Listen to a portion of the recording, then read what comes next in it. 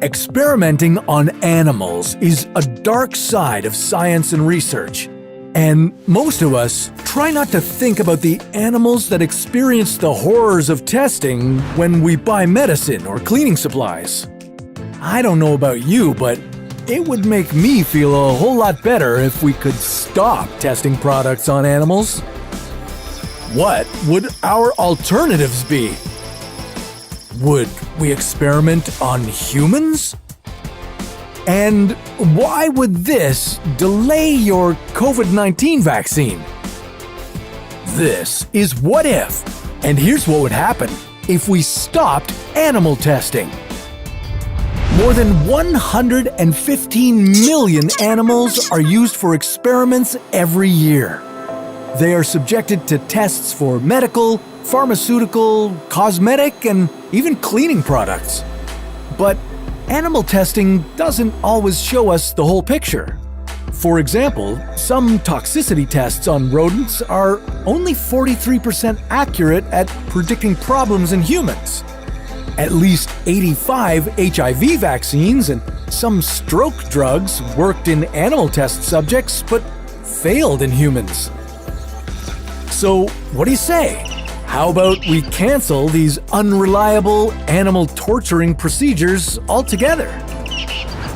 Animals make good test subjects because they are biologically similar to us. They suffer from many of the same health problems, and they have short life cycles. This allows scientists to study the effects of chemicals over several generations. The medical and pharmaceutical industries use animal test subjects to study diseases and disorders. Animals are also used to make sure a drug, vaccine, or a procedure is safe and effective for human testing. But experimenting on animals raises some ethical concerns. So, industries that are required to test the safety of their products are only supposed to use animal testing as a last resort. The pharmaceutical sector has stopped testing on animals as much, but not out of any love for our furry friends. Newer drugs target precise molecular mechanisms, and the best way to study them is in petri dishes. This is also cheaper than using live animals. So, what would happen if we completely stopped animal testing? Well, first, we'd need alternatives. Luckily, we already have some. Computers may seem like an unlikely replacement for live animals, but they could be helpful. There are thousands of chemical compound tests in online chemical databases. Scientists can use algorithms to get this information and compare the tested chemical compounds with new chemical compounds. By looking at their structural similarities, researchers can predict the toxicity of untested chemicals. And studies have shown that advanced algorithms are 87% accurate in predicting toxicity.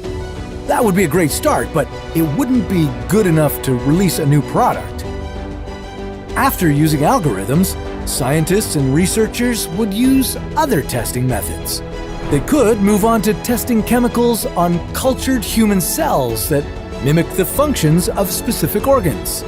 These are called organs on a chip, and they allow researchers to test new drugs on human cells without testing directly on humans. But I didn't say we would never do tests on humans. Oh, we would. Now, before you panic, I'm not talking about full-blown human experimentation. That is definitely not ethical. Instead, you would volunteer to take microdoses of a new drug. The tiny amounts wouldn't have any huge impact on you, but there'd be enough in your body that researchers could study how the drug impacts your cells. But none of these great alternatives would replace animal testing, especially if we got ourselves into another pandemic. All the successful COVID-19 vaccines relied on animal testing during the early research. These tests helped scientists understand the way the immune system would respond to the vaccine. And that is extremely important. The animal tests made sure that the vaccines wouldn't make the infection worse. So, if we stopped animal testing, we'd need to advance in vitro technology. Scientists would take some skin cells from people with a specific illness. They would make the skin cells act more like stem cells. Then, the researchers could convert those cells into any specialized cell in the human body. So, they'd have a patient-specific model of a disease in a lab dish. Eventually, we'd start growing actual organs to study diseases and test experimental medicines. This would be a much more humane way for the cosmetic, pharmaceutical, medical, and household cleaning industries to test products.